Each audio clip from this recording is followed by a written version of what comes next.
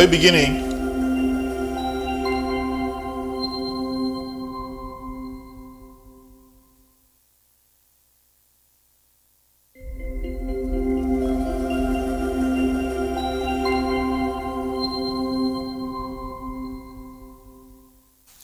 Good morning, televiewers, and welcome to our weekly program on the Bible, referred to as Inside the New Testament.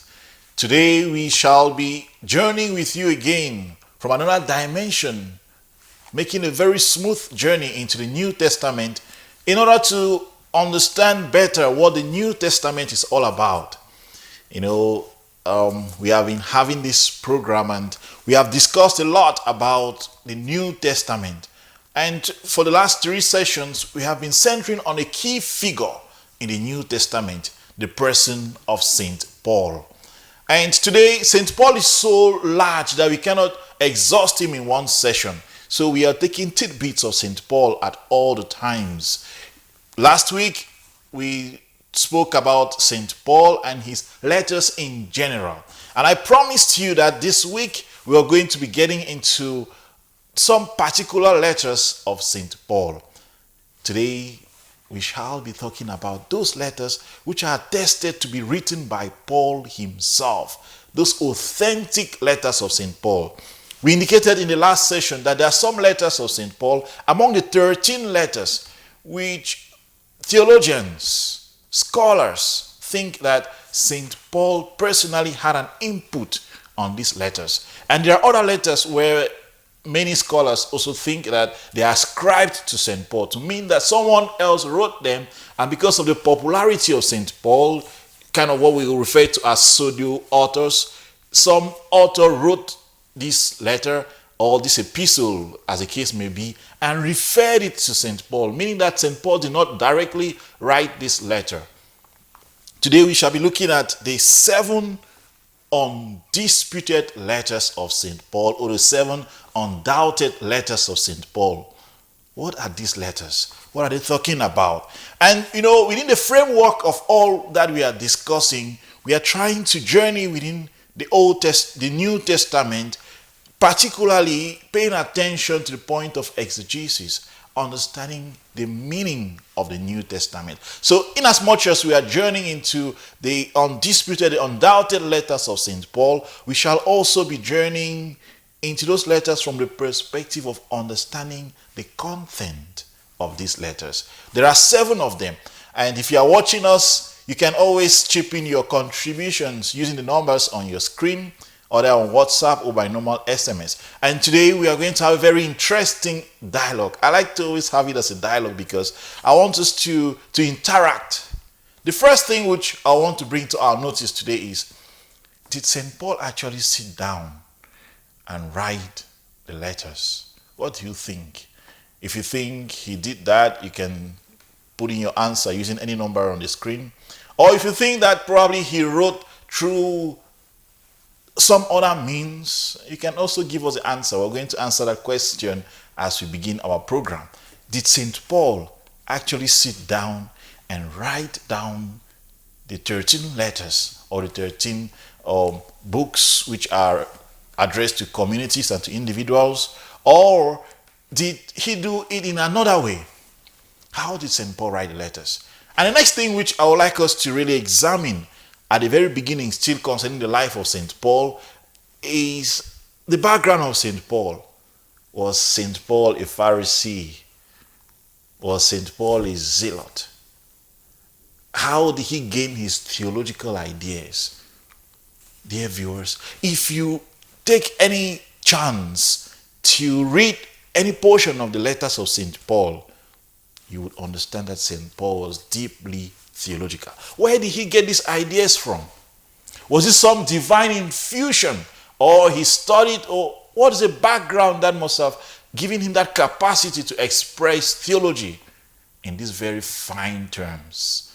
So we're going to be answering these questions as we walk along, as we journey into the New Testament via the route of St. Paul, via the route of St. Paul's undisputed letters or undoubted letters. There are 7 of them. We're going to have a brief musical interlude, and if you can quickly just name these 7 undisputed letters, you can drop your comments or you can drop your answer on through the numbers we have on the screen. There are 2 questions I've asked already, or let's say 3 questions. I want us to really have this interaction. If you're watching, try to give an answer. The first question I asked was, did St. Paul actually write these letters? What do you think?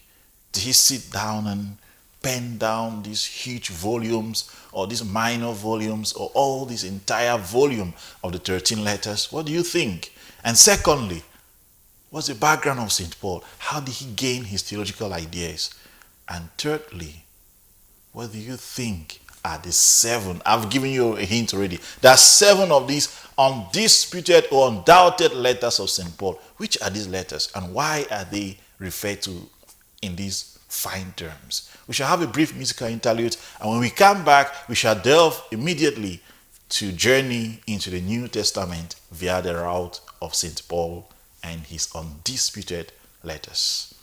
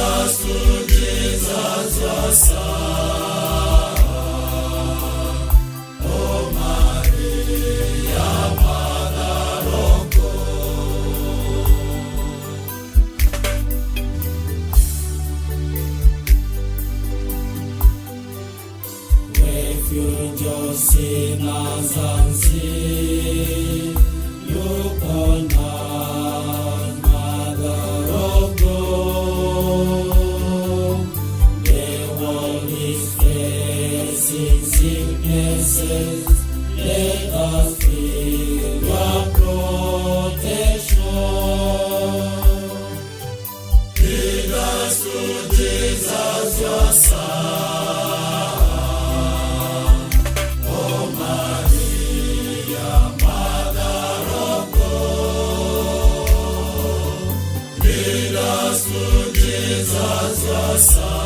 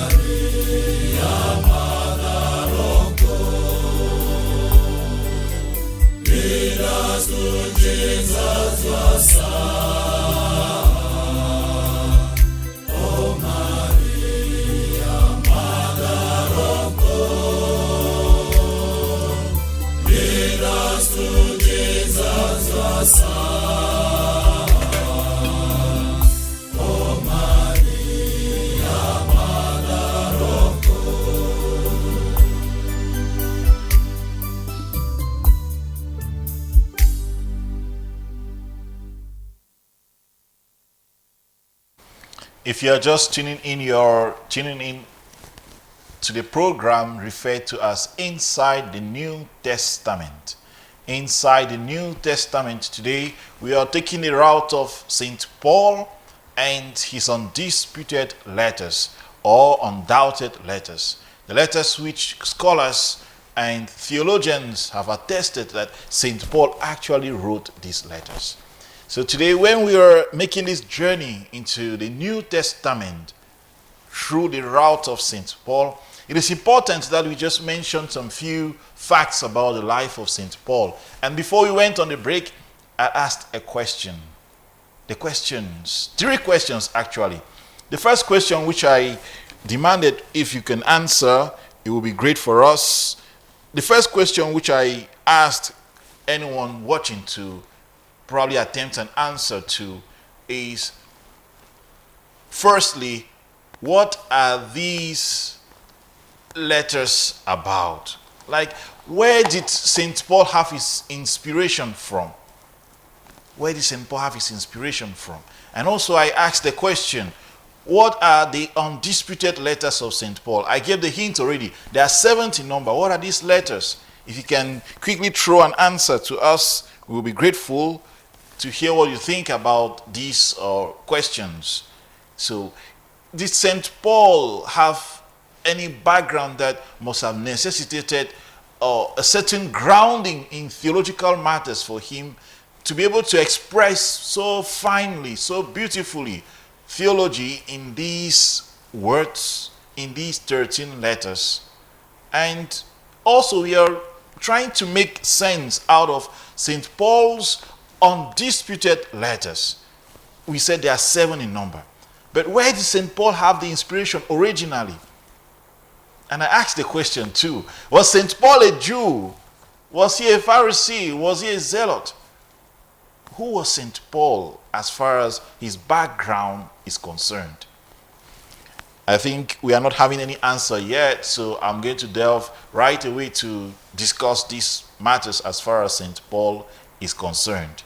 The first thing which I would like to bring to our understanding as we journey into the New Testament via the route of St. Paul is, St. Paul had a very beautiful and firm background in Judaism. His background in Judaism afforded him the opportunity to be able to know monotheism, basically, to know about the one God, to have theological ideas which were not Christian, but then they could help him to navigate any understanding of God. And St. Paul, being a Jew, was not just any kind of Jew, was a learned Jew. We know from his background, which we had previously discussed, that he studied under Gamaliel, and Gamaliel, being one of the prominent teachers at that time, had St. Paul as a beautiful student in the sense of his intellect, someone who was bright enough to study under Gamaliel. So St. Paul acquired some basis of theology from his firm Judaic background. That's where he got the basis from. But then, where was that theology later on infused? St. Paul himself tells us, if we read St. Paul's letter to the Galatians, chapter 2, verse 2, St. Paul himself expresses this idea of having some sort of infusion from our Lord himself. St. Paul says, at the point of his conversion, God infused into him some firm theological principles which he could now express to the people he preached to. So inasmuch as St. Paul had a Jewish background which helped him to be able to be a fine theologian, he also had some divine inspiration. That's very clear. If you read the letters of St. Paul, you will come to understand that St. Paul was beautifully inspired by God.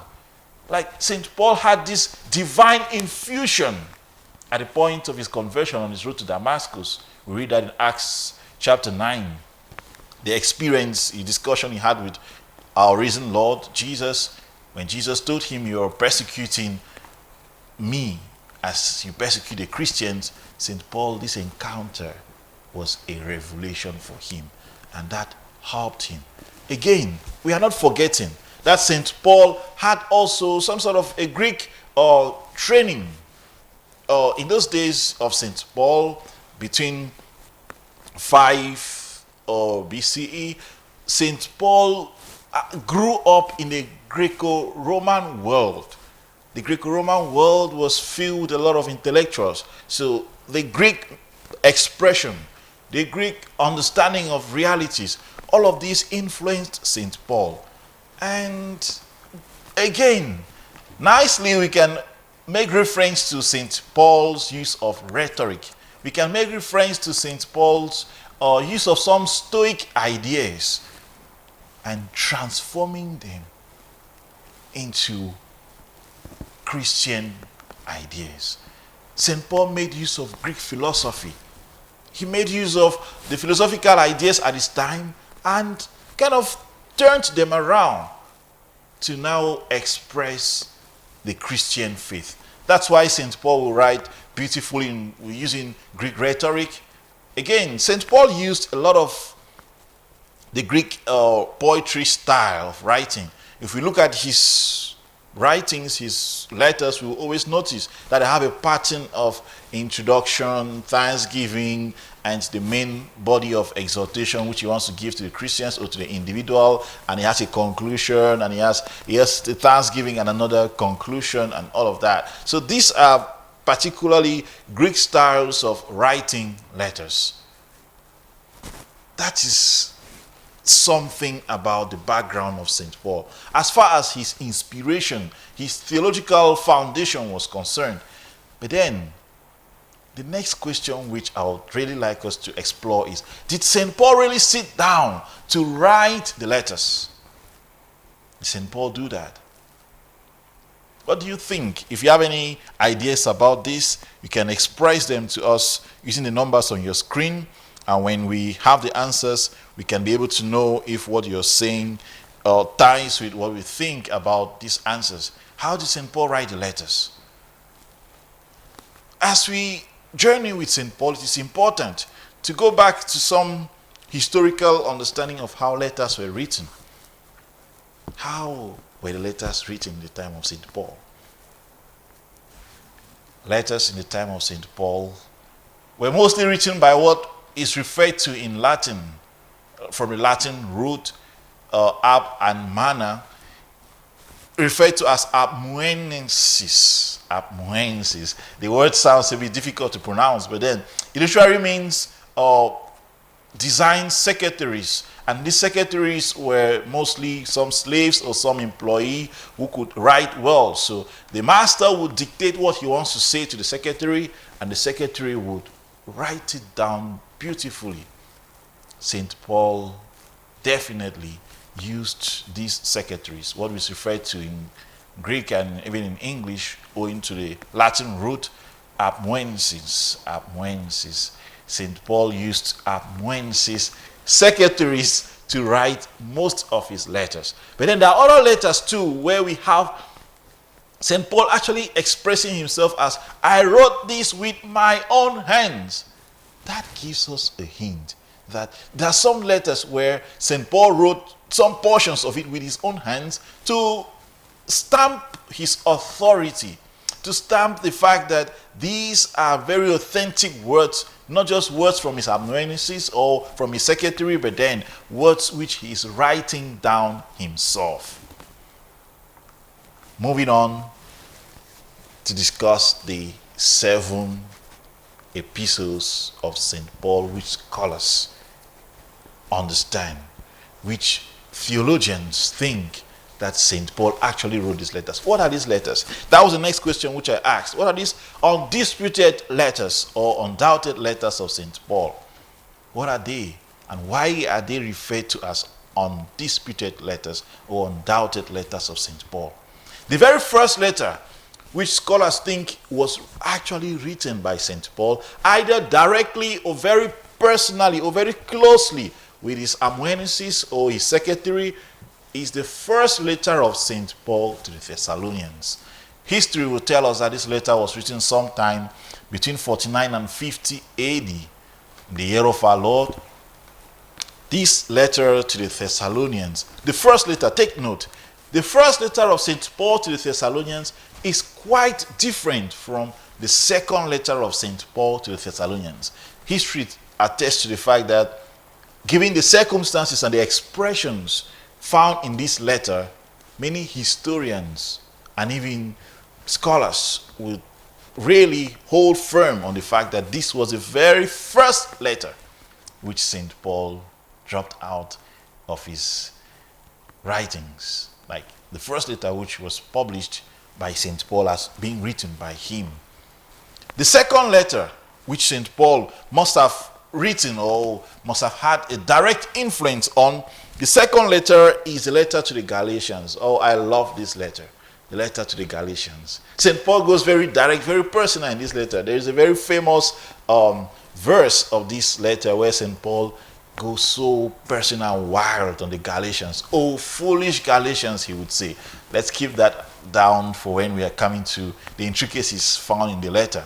The second letter, this is the letter of St. Paul to the Galatians. Scholars also think that after St. Paul must have written the first letter of St. Paul to the Thessalonians, he then descended to write the letter to the Galatians. Now, the question I want to just probe into your mind as far as this letter to the Galatians is concerned is, what Galatia are we talking about?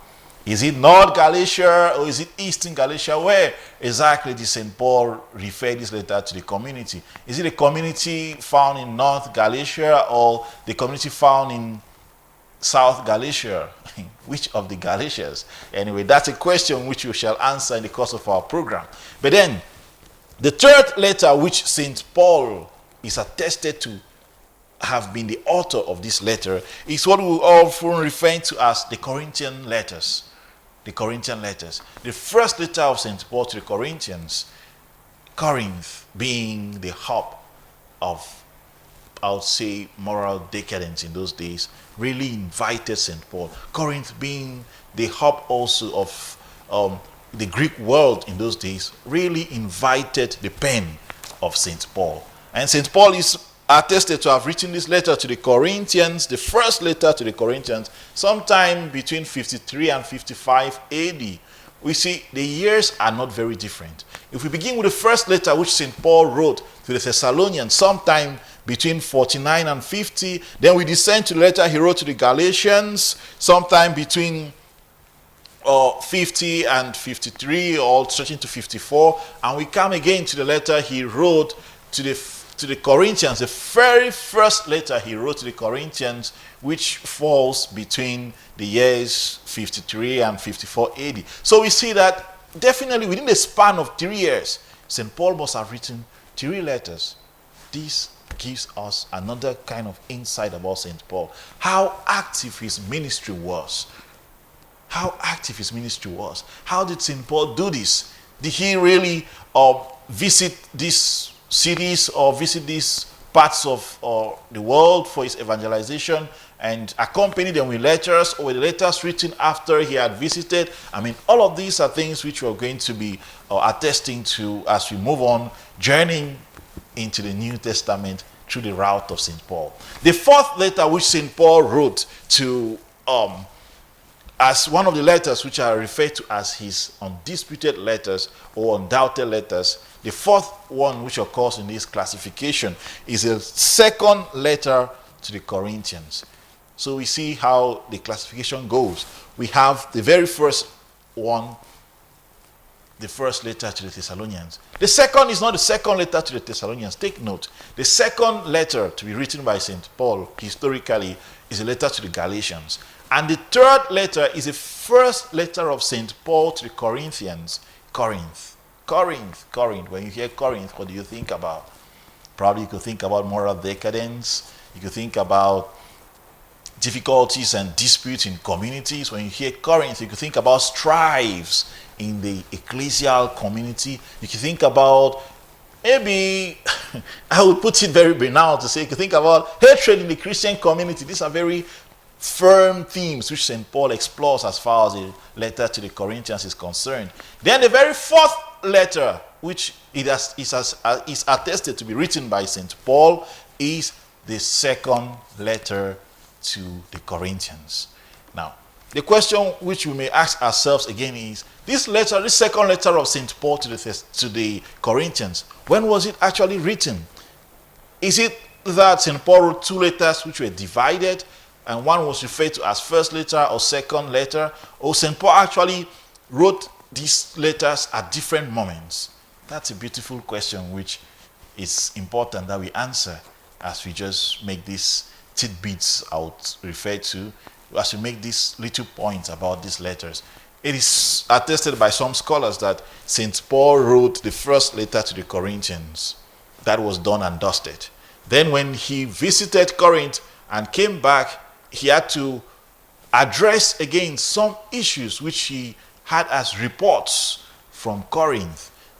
How the first letter was received, other issues which he could not handle in the first letter, he expressed them in the second letter. So the second letter was actually a follow-up to the first letter. That's why if we see there's a development of themes from the first letter stretching to the second letter of St. Paul. The fifth letter, which scholars think that St. Paul actually had a direct influence or probably wrote this letter with his hands, is what we refer to as the big letter of St. Paul. And this big letter, which some sort of encompasses all the major themes which St. Paul expresses in all his letters, is the letter to the Romans. St. Paul's letter to the Romans. With 16 chapters, St. Paul beautifully stamps on his major theological ideas in this letter to the Romans. If you want to have the picture of St. Paul globally as far as his theological corpus is concerned, you can consult this letter to the Romans. It has the major themes expressed beautifully.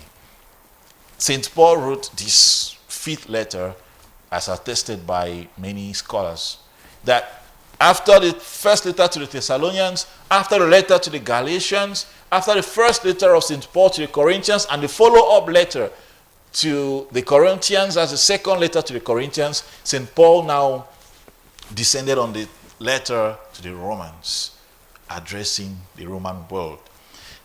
Next, after St. Paul had written this letter, he wrote the beautiful, what is referred to as the prison letters. He wrote these letters from prison. Many scholars really think that he wrote the letters from prison.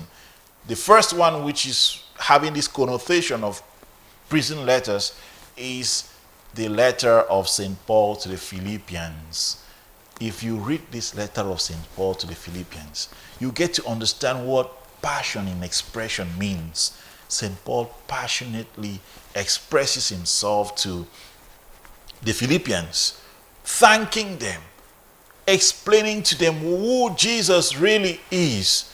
I mean, if you have a glance at this letter from any point of the letter, probably from the middle, from any part, you would see a lot of Pauline encouragement, Pauline passion expressed in this letter.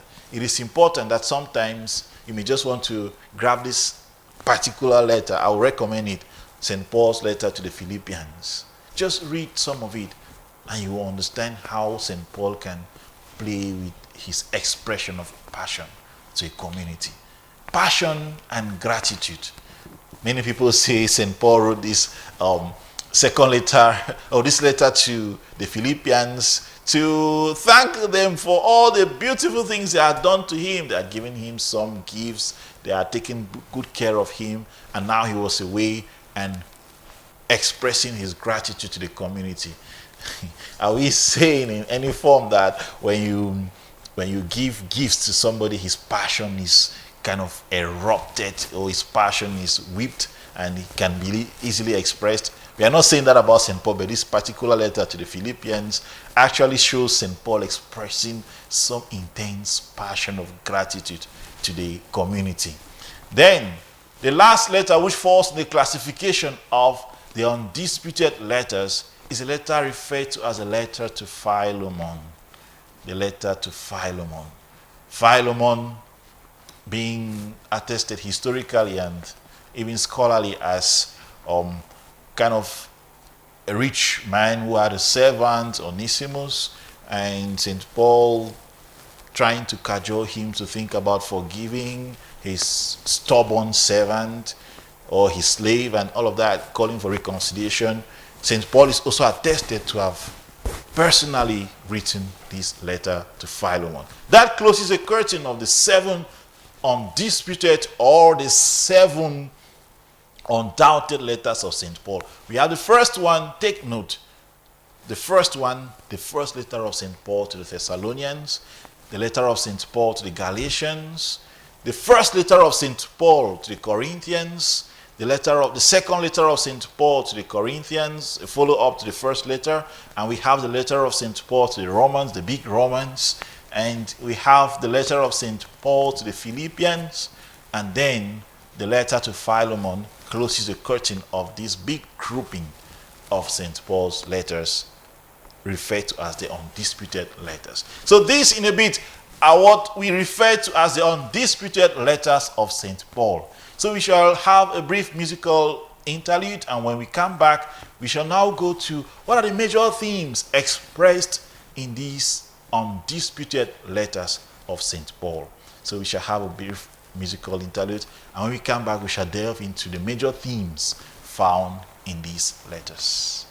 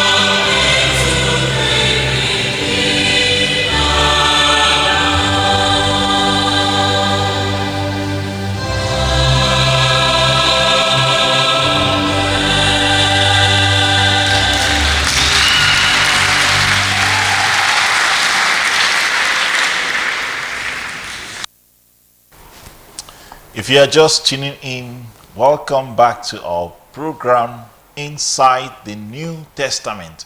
And today we are taking a route into the New Testament, the route of St. Paul. St. Paul and the undisputed letters, or the undoubted letters of St. Paul. Before we had a brief musical interlude, we were very certain about what these letters are. And we referred to these letters as the 7 letters of St. Paul, the undisputed letters. We said the letters, the first one, which is really attested to be written by St. Paul, maybe probably directly by his amanuenses, or maybe by St. Paul's own hands, like from the pen of St. Paul. There are some images you see referring to St. Paul as sitting among very many books and writing down the letters himself. Did that really happen? Or there are some, again, you see St. Paul talking to people and they're taking down notes. How did it really happen? But then scholars think that the 7 undisputed letters, or the 7 undoubted letters of St. Paul, were written by St. Paul in some sort. And these letters are the first letter of St. Paul to the Thessalonians, the letter of St. Paul to the Galatians, the first letter of St. Paul to the Corinthians, and the follow-up letter, which is the second letter of St. Paul to the Corinthians, and the big Romans, the letter of St. Paul to the Romans. And then we have the letter of St. Paul, the passionate letter of St. Paul, I refer to it that way, the letter of St. Paul to the Philippians, and finally the letter to Philemon. So these are the 7 letters which make up the undisputed letters of St. Paul. So generally, from a bigger picture, taking a big bird's eye view, not a little bird's eye view, but a big bird's eye view on these letters, what can we say are the major themes handled in these letters? The very first letter, the letter of St. Paul to the Thessalonians. This letter is very big on the second coming of Christ. If you read particularly 1 Thessalonians, the first letter of St. Paul to the Thessalonians, chapter 4, we realize Paul expressing the eschatology in very clear terms and trying to give how this second coming of Christ is going to look like. That's a big one there in the first letter of St. Paul to the Thessalonians. And then we descend to the Galatians. We are just giving tips on the major things which you can actually go to these letters and find them there. If you're talking about the second coming, the eschatology, the second coming of Christ, you can always make reference. In the light of St. Paul, definitely, you can make reference to the first letter of St. Paul to the Thessalonians. Then, when we fast forward to the letter of St. Paul to the Galatians, this letter really has St. Paul bringing out his identity as an apostle to the Gentiles. I think that's one of the names of St. Paul. He's often referred to as the apostle to the Gentiles. St. Paul stamps on his apostolic authority in this letter. If you read particularly chapter 2 of St. Paul's letter to the Galatians, we will notice this apostolic authority of St. Paul. St. Paul expresses himself there very firmly as an apostle who directly received his apostolic mandate infused to him by Christ. That could be inspirational to some of the people we have nowadays who always think of some sort of divine personal infusion of some kind of spirits that manifest themselves in weird ways. But then St. Paul uses this letter to the Galatians to express himself as an apostle. That's a big theme we can find in that letter of St. Paul. Then we descend to the first letter of St. Paul to the Corinthians.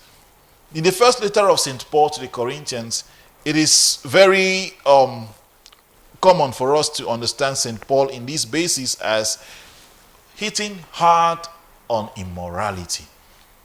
Remember, I had mentioned already that St. Paul, or the Corinth community, was known for his decadence, moral decadence. So St. Paul really hits very hard on them as far as sexual immorality is concerned, family life. If you want to really get into this, you can read the first letter of St. Paul to the Corinthians, chapter 5 and following. St. Paul really hits very hard on sexual morality and living in the community, what that should be. Then we move on to the second letter of St. Paul to the Corinthians still. In the second letter of St. Paul to the Corinthians, we also see St. Paul there giving a certain kind of hint about his apostolic authority. St. Paul really insisted to us that truly he was not one of the apostles called by Christ, but then his closeness, his interaction with Christ afforded him that opportunity to refer to himself as an apostle. St. Paul still stamps and defends his apostolic authority in the second letter of St. Paul to the Corinthians. We can always go back to that letter to see this particular aspect. If you read chapter 10 of this second letter of St. Paul and following, we're going to see how St. Paul stamps his apostolic authority on the people of Corinth. Explain to them that the things he's talking about, he's not just talking about these things in some sort of from no point, but then because of the divine mandate which he has to make sure that the gospel is spread in the community, he is making these pronouncements to the community. So St. Paul really stamps very firm on the Corinth community as far as his apostolic authority is concerned. We can have that in the second letter of St. Paul to the Corinthians. Then moving on, we go to what I refer to as the big Romans. Why do I refer to this letter as the big Romans? The big Romans because in the letter of St. Paul to the Romans, it encapsulates the major themes of St. Paul's theological framework. St. Paul really expresses the major themes which he develops in other letters in this particular letter. So if you read Romans, the 16 chapters, if you read cover to cover, you can be very sure that as far as St. Paul's theological corpus is concerned, you can have a good mind about what St. Paul says theologically. So basically, hinting on some core aspects of this letter, the letter of St. Paul to the Romans, we will see the theme of salvation. St. Paul really expresses the theme of salvation very firmly from the very beginning. He starts expressing to us how man is guilty, the guilt of mankind, God's judgment, the Jews and the law, and how we are not saved by the law, we are saved by faith. St. Paul really gives us hints about this core aspect of his theological mind in this letter. Again, the whole topic of salvation, God's way of saving us. You remember, if you forget anything about St. Paul, you can always think of everyone has sinned and fallen short of the glory of God. We always remember that particular chapter or verse of St. Paul. If you read the letter of St. Paul to Romans chapter 3, you have sentiments of the salvation, the salvific power of God over the human person. So St. Paul, if we see what he does with the letter to the Romans, you realize that the entire theological corpus of St. Paul is embedded in this particular letter. St. Paul really descends on his theological framework and mind in this letter, exploring the themes, the major themes which he expresses in other letters. We can also think of renewing our lives in Christ. This is also a major theme which St. Paul explores as far as the letter to the Romans is concerned. And then moving on, we go to the letter of St. Paul to the Philippians. The letter of St. Paul to the Philippians. This letter of St. Paul to the Philippians, I had earlier mentioned that it's what I'll refer to as a passion expression of St. Paul. St. Paul really expresses his passion to the people to the Philippian church, or to the Philippian community. And what was his passion which St. Paul really expressed to the Philippian community? What was it about? What did St. Paul really say to them? You know, the first thing which St. Paul made mention of as far as the community of the church in the Philippian world was concerned is St. Paul made a very personal kind of encounter with the people. The expression of St. Paul are very personal. He talks to these people from some sort of his heart, not saying that the other letters he didn't speak to them from his heart, but then this one really has some sort of what we may refer in Newman terms a call, like heart speaking to heart. St. Paul really uses those languages, those words, which show a certain closeness to these people. And he does that too with the lens of Christ. With the lens of Christ, exploring the life of Christ, giving us a big theme of Christ being the only salvific figure to truly honor and worship. St. Paul also tweets in himself here, expressing the gratitude which he has for the people, for all that they have done to him. And this letter of St. Paul to the Philippians is a very, very good theological letter to think about what we often refer to as the kenosis, the emptying of God to the human world. God descending to us in the person of Christ, emptying himself. So this gives us that framework again of St. Paul's kenotic theology, I want to say. St. Paul expresses it very beautifully in the letter to the Philippians. And lastly, we have this short letter made up of just one chapter. But theologians think that St. Paul actually wrote this letter, the letter to Philemon. What is the major theme of this letter to Philemon? What is the major theme? I think the major theme is St. Paul's requests for peace. St. Paul's request for reconciliation between Philemon and Onesimus, his servant. So if you want to get many insights about reconciliation between a boss and a servant, St. Paul uses very beautiful words to talk to the conscience of Philemon, to lead him to a point where he may receive Onesimus back into his home. So in a brief, that's what we could say about the undisputed letters of St. Paul from the global perspective. We have not really gone through the in-depth of these letters, but then if you just listen to the letters of St. Paul, which are referred to as the undisputed letters, 7 in number. The first letter of St. Paul to the Thessalonians, when you listen to the letter, think about eschatology, think about the end of the world, the second coming of Christ, and you can find that in chapter 4 of the first letter of St. Paul to the Thessalonians. Then when you hear about the letter of St. Paul to the Galatians, think about St. Paul stamping his apostolic authority. That's one of the major themes expressed in this letter to the Galatians. And if you read letters, the letter of St. Paul to the Galatians, particularly chapter 2, we have insights about Pauline apostolic authority. Then the third letter, which is attested to have been written by St. Paul, is the first letter of St. Paul to the Corinthians. And we mentioned already that Corinth being the hub of immorality, being the hub of decadence, St. Paul actually hit hard as far as immorality is concerned. We can always find that in the letter of St. Paul, the first letter of St. Paul to the Corinthians, particularly chapter 5 and following. Then the second letter to the Corinthians, the second letter of St. Paul to the Corinthians, is a fourth letter which theologians, historians, scholars think that St. Paul actually wrote. And in this letter again, St. Paul goes back to hit on the fact of community living.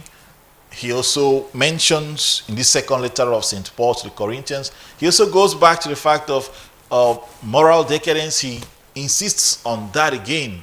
We can always go through this second letter of St. Paul to the Corinthians to find themes which express these major ideas of St. Paul. And then we descend to the big Romans, as I refer to it, the letter of St. Paul to the Romans. With 16 chapters, St. Paul explores the major themes of his theological corpus, and chief or pronounced in this letter of St. Paul is the whole aspect of salvation.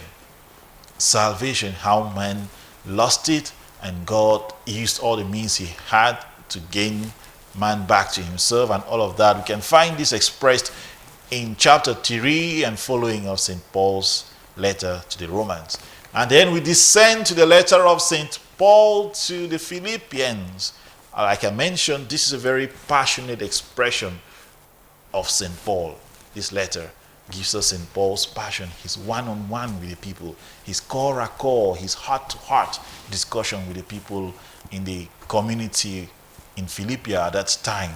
St. Paul actually expresses his link to Christ. He uses the lens of Christ to express the kenosis, the self-emptying of God. If you want to know more about this, we can always read that letter, particularly chapter 2 and following. Again, we come to the final letter, which is referred to as the letter to Philemon.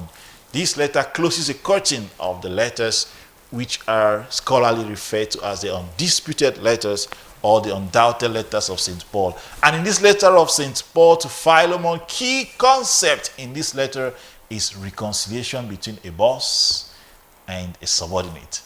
Onesimus being the subordinate and Philemon being the boss. Onesimus being the stubborn subordinate and Philemon being the boss. St. Paul tries to speak to the conscience of Philemon to see how he can reconcile with Onesimus and bring him back home again. That closes the line on our major topic of discussion today, the 7 undisputed or undoubted letters of St. Paul. If you are just tuning in, you are tuning into the close of our program where we're discussing the 7 undisputed letters of St. Paul. And we also mentioned some intriguing aspect about the life of St. Paul, to say, where did St. Paul have all the theological knowledge he expounds in his 13 letters? And we mentioned that he must have been influenced by his firm Judaic background. He must have been influenced by Greek philosophy that was prominent at his time. He must have been influenced by his studies under Gamaliel, the monotheistic studies, monotheism, which he had already learned under Gamaliel. He must have been influenced by the Stoic school, which gave him a certain format of writing. Again, the question which we asked at the very beginning of our program, did St. Paul actually write the letters? The answer to that question was probably, and most probably, St. Paul must have used what is referred to as the amanuenses.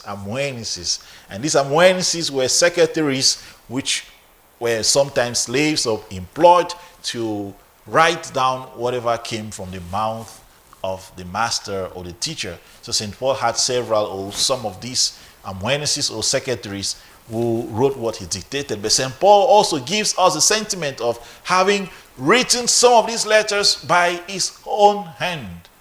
So we fall in that class. St. Paul wrote some of the letters by his own hand, or some portions of it, but the last chunk of the letters were written by his secretaries through his dictation. Kind of he spoke to them and they wrote what he said. Before we draw the curtain to the close of our program today, we cannot go without stating at least 2 tips on how we can interpret the undisputed letters of St. Paul. What are the 2 things that we can use in order to interpret these letters? Now, we have mentioned the letters, we have mentioned the major themes, but then how do we go about to make meaning from these letters? Just 2 things which falls as principles of interpreting any book you find in the New Testament. The first thing is the context and content question. Why and what? Why did St. Paul write this particular letter? that gives us great insight on how to understand the various portions of the letter. Why was it written? And secondly, what did St. Paul write about? The context and the content questions are firm guides to any proper exegesis. I had mentioned, and I'll continue to mention always, context is king in any interpretation. Even to interpret persons, you must be able to insert yourself into their context to be able to give any valid meaning of what they say, or maybe even of your lives. Think about that. So if you have these two concepts at the back of your mind and you stumble or you happen to read any of the letters of St. Paul, think about the context and the content question. The what and the why. Why is St. Paul writing what he's writing? And what is he writing? If you ask these two basic questions, you can always be able to bring out meaning from what St. Paul says. So with this, we close the curtain on our program, and it has been a wonderful time interacting with you as far as St. Paul and the undisputed letters or the undoubted letters of St. Paul are concerned. If you forget anything, remember that there are 7 letters of St. Paul, scholarly attested to have been written by Paul. We have the first letter of St. Paul to the Thessalonians. We have the letter of St. Paul to the Galatians. We have the first letter of St. Paul to the Corinthians. And we have the follow-up letter of St. Paul to the Corinthians. We have the big Romans. The letter of St. Paul to the Romans. And we have the letter of St. Paul to the Philippians. And finally, we have the letter of St. Paul to Philemon.